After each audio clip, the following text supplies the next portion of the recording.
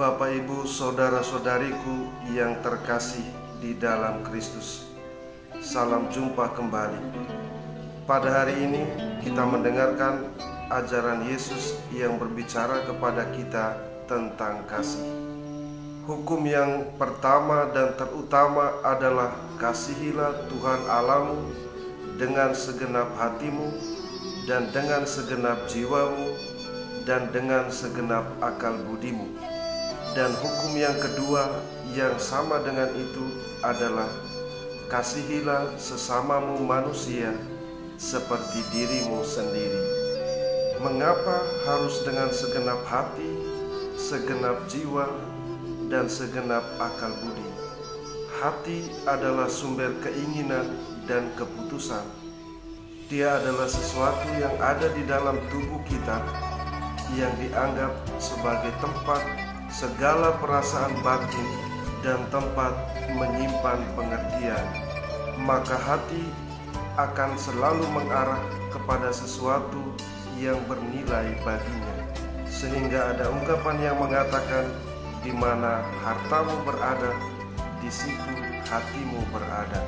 Jika Tuhan adalah hartamu, maka disitulah hatimu berada. Yang kedua, tentang jiwa. Jiwa adalah seluruh kehidupan batin kita manusia yang menjadi sumber tenaga dan semangat. Jiwa adalah sesuatu yang menggerakkan kita atau yang membuat kita hidup. Kalau dikatakan mencintai dengan sepenuh jiwa, artinya kita siap menyerahkan kehidupan kita seutuhnya 100% bagi Tuhan. Maka kita bisa mengerti bahwa kehilangan hidup bagi Tuhan itu berarti kita memperoleh kehidupan itu kembali. Mengapa demikian? Karena jiwa yang menggerakkan kita atau yang membuat kita hidup hanya bisa hidup kalau jiwa itu berada di dalam Tuhan. Tuhanlah yang menjadi sumber satu-satunya segala sesuatu yang hidup. Dan yang terakhir adalah dengan segenap akal budi. Akal budi adalah daya pikir untuk memahami sesuatu. Jika kita diajak untuk mencintai dengan segenap akal budi, itu berarti bahwa kita diajak untuk mencintai dengan segenap pengertian dan pemahaman kita.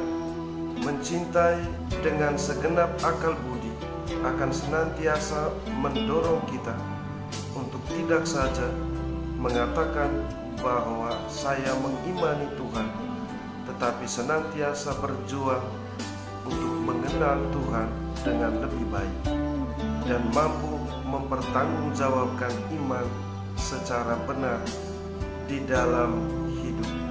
Dan Tuhan adalah Dia yang meminta kita untuk mengasihi, karena Dia adalah kasih itu sendiri.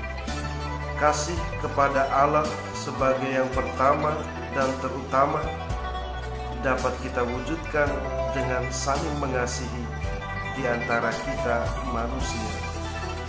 Itulah hukum yang kedua yang sama dengan hukum yang pertama. Kalau kita tidak ingin disakiti, maka jangan sakiti orang lain. Jika kita ingin dicintai secara istimewa, maka cintai orang lain secara istimewa. Semoga Tuhan membantu niat baik kita. Marilah berdoa. Allah Bapa yang Maha Pengasih, ubahlah kami menjadi pribadi-pribadi yang mampu untuk mengasihi. Jadikanlah kami tanda kasih-Mu di tengah-tengah dunia. Demi Kristus Tuhan dan pengantara kami. Amin. Tuhan bersamamu. Saudara-saudari, diberkati oleh berkat Allah yang Maha Kuasa, Bapa dan Putra dan Roh